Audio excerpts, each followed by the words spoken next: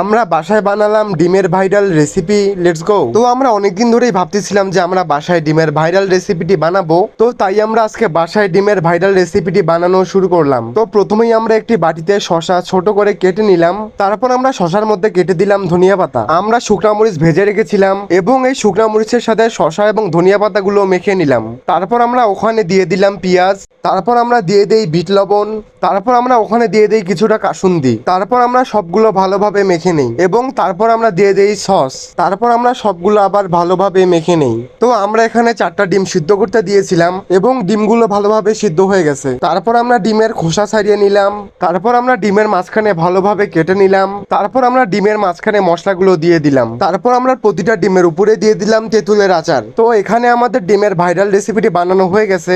এখন খেয়ে দেখতে হবে যে খেতে কেমন হয়েছে। তো এই ডিমের রেসিপিটি খেতে ভালোই হয়েছে। তো আজকের ভিডিওটি এ পর্যন্তই, বাই।